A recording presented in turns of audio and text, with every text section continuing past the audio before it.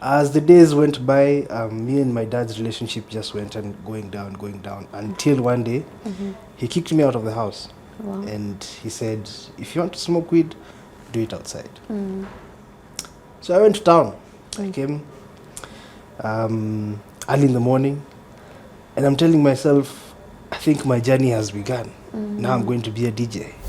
When I was going to church at that time, I knew what I wanted to do. I wanted to join the sound team, and I wanted to learn sound. That was my main goal. I went there. Coincidentally, I met one of the biggest producers in Kenya. His name is Joel Mulanda. Dropped medicine, did civil engineering. So you can imagine, he comes from a family of, education. So it was a conflict. I used to feel like my mom, understood me more than my dad. So yeah, it was just a push and pull.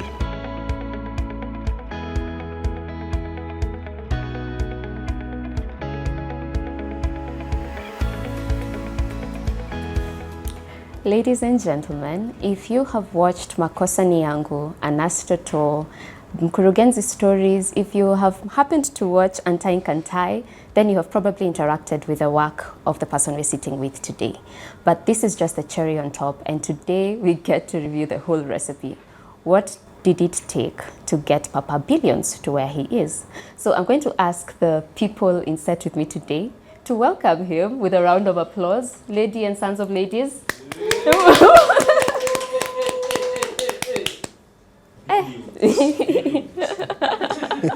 These people are cheering in lowercase, but it is well. It's such a pleasure to have you. I believe you said your name was Ian. Yes. LinkedIn says it's Ian Kimashia. Yes, Ian Gitao Kimashia. Yes. It's amazing to have you here. So I think my first question would be, what is the story behind the name Papa Billions? Wow. Papa Billions. Back in high school, I used to read a lot of books. Rich Dad, Poor Dad. Those books that billionaires write. So I started calling myself Billions because I want to be a billionaire. Yeah, then it came with the name Papa. Because I've always been a big guy, so it just suited well. So, and yeah, it's a household name now. Wow. Love that. Yeah. So as I mentioned, we are going behind the scenes. We want to understand what it took, what is behind the making of Billions, Papa Billions. Yeah. So I think, let us go to the very beginning. What kind of world were you born into? I was born in Nairobi, South B. Born Tao. Me, I've always been the cool kid. My parents were also born in Nairobi, so I don't even know my mother tongue. I don't speak Kikuyu. My dad is Kikuyu, my mom is Kalenjin, so intermarriage from then. And it even goes to my grandparents because my mother's mom was Kamba, and now her husband was Kalenjin now. So language is only English and Kiswahili. Yeah, so grew up in South B.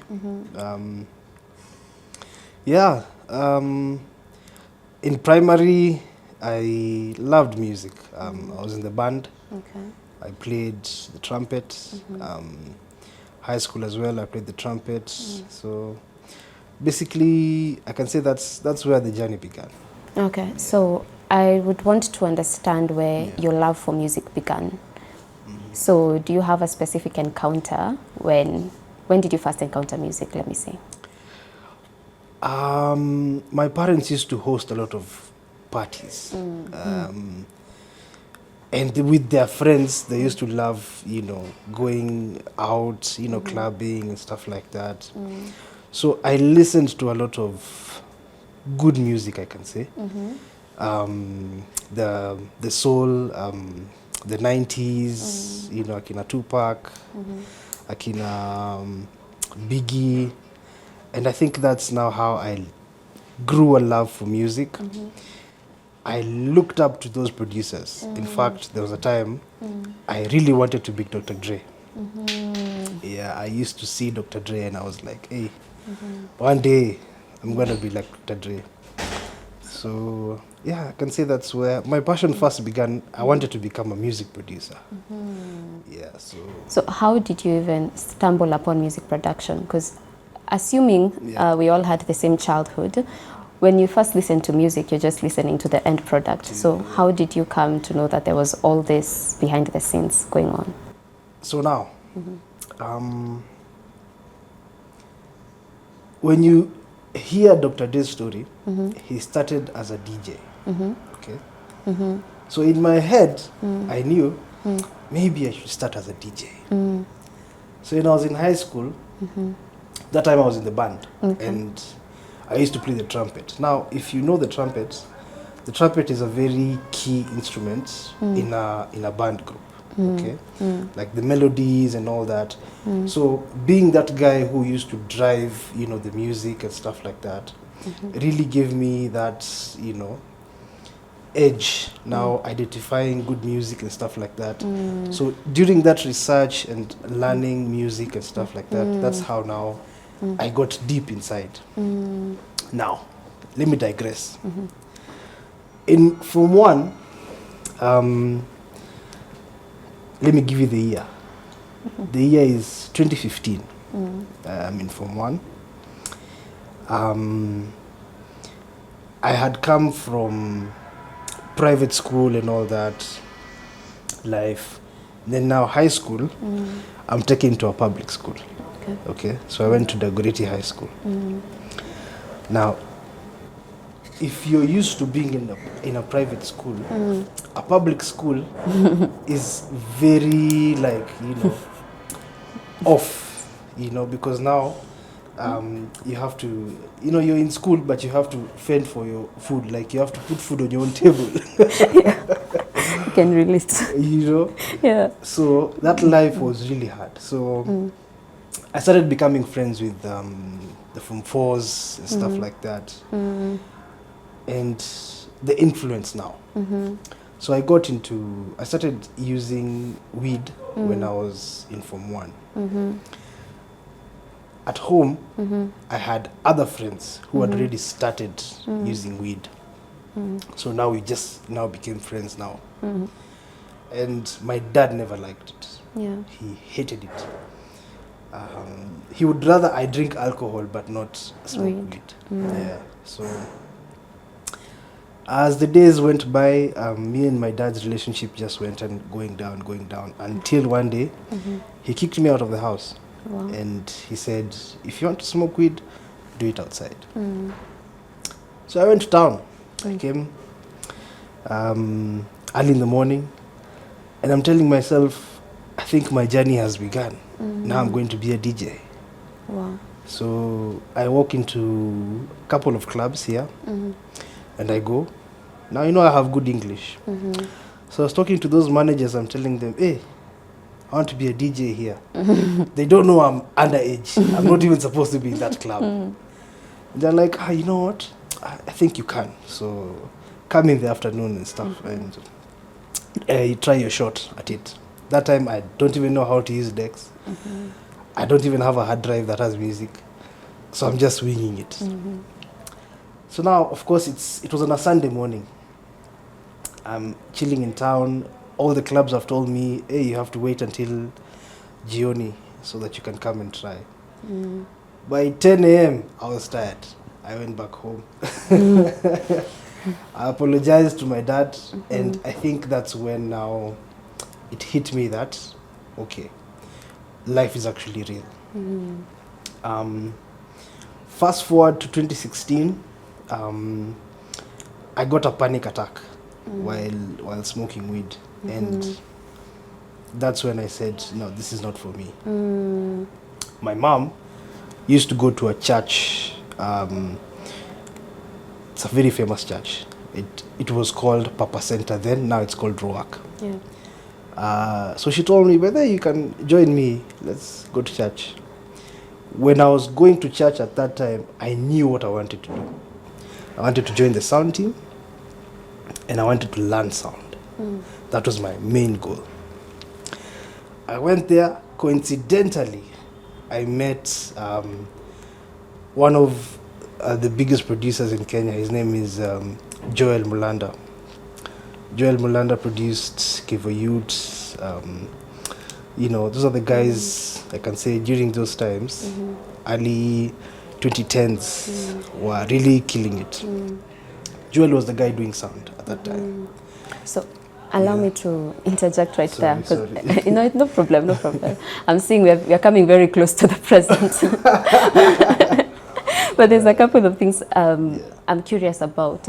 First of all, for you to, let me say, abuse drugs or just use them in whichever way, what were you trying to run away from?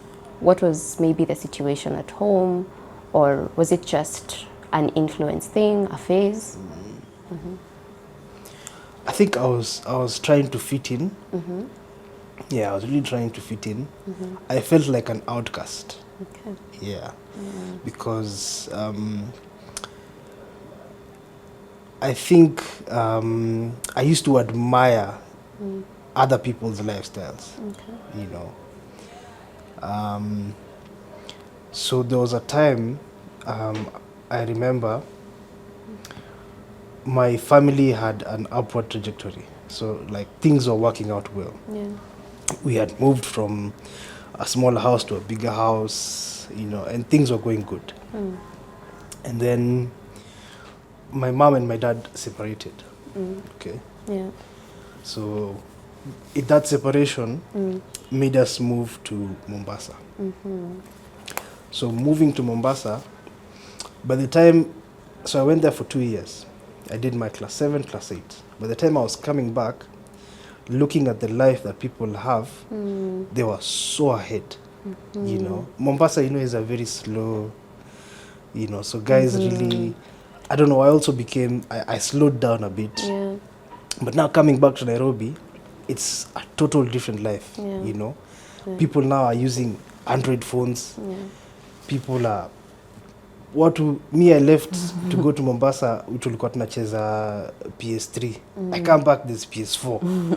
In Mombasa, where are you going to find PS4 at that time? In fact, I was not even in Mombasa, I was in Ukunda. So I'm coming back, it's a whole different life. I'm trying to fit in. My dad's business wasn't going as well, so I can't even ask for things anymore. So yeah, I guess that is just what made me meet those kind of friends who seemed like they were, you know, doing well, you know. Just out of curiosity, for you guys to move to Mombasa or to Ukunda, I'm assuming maybe you moved with one parent? Yes. So coming back, was the family like reconciling, or it was just the individual when decision? My mom moved back home, it was more of circumstance, because when we went to Ukunda, we were living with my grandma. My grandma fell sick just after I'd finished class 8. So she also had to be brought to Nairobi now for medication and stuff like that. So we ended up now moving back to Dad's house, and his business wasn't doing as well as it was at the time. So you can imagine. How was the family post that separation? A lot of resentment, I can say. My dad and my mom weren't talking to each other as much. It was basically just like cohabiting. So it wasn't a home, it was more like just where you sleep. How did that affect you? How were their actions affecting you, and maybe that hostility? I hated home. I really hated home. I hated staying in the house. So I was always outside. I couldn't bring my friends to the house because I was ashamed. You know, they'll judge me. So it was a really tough time. Wow. It was a really tough time. Yeah, I understand. So by the time you're starting to use, you're trying to escape this reality, and these are the people who, quote unquote, have become family. Yes. Amazing. And then also, the guys I left back at home in South B. By the time we were finishing class 8, me, I'm going to Dagoretti. These guys are going to Strathmore. They're going to St. Mary's. They're going to, you know, very good schools, Sunshine. And me, I'm going to. So I was like, why did I go to Coast in the first place? So, yeah. So you went to Dagoretti High School? Yes. I've heard of its praise. So could that also have been part of the reason why you took that path? Yes, I can say it was a big influence because that life in Dagoretti, you are cool. Yeah, Form 1, you're using weed. All the Form 4s will respect you. Wow. So, Form 1 was, because me, I remember in Form 1, the Form 4s that were there was a case that they burnt the dome. Wow. So these guys were crooks. Yeah. Wow. So I think maybe 2 more questions before we close the family chapter. Your first encounter with music was because your parents were holding a lot of parties. Yes. What were their aspirations for you? As you know, every parent has expectations for their child. Yeah. What were those expectations? So I come from a family that has music gurus. My mom's brother is a famous saxophonist. It's called Chris Bitok. Okay. So my mom didn't mind me doing the music thing because her brother was successful in music. In fact, she used to even take us to his events. That time, Jazz Festival was, one of the biggest events that time. So we used to go backstage. You can imagine meeting with all those musicians at that time. But now my dad comes from a very educational family. So I think he really wanted me to do something more serious, like engineering, it's just something that has to do with school, Yeah. So he really was serious about my grades. Yeah, because for him he did civil engineering. In fact, when he finished Form 4, he was called to do medicine. Dropped medicine, did civil engineering. So you can imagine he comes from a family of education. So it was a conflict. I used to feel like my mom understood me more than my dad. So it was just a push and pull. Okay. Yeah. Okay. Do you have any siblings, and if so, what number are you? I'm the firstborn. Yeah, I'm the firstborn. I have a small sister. Yeah, she just actually finished high school last year. So I know her story is very different from mine. Yeah, but that is real. Yeah. So it means for most of your life you are an only child. Yes. How old were you when your sister was born? She's 5 years younger than me. Okay. So that's not most of your life. Yeah, yeah, but she's a girl also. Okay. So we never used to really hang out together. I can say she just had a different life. Maybe at times she could go for sleepovers to her grandma's.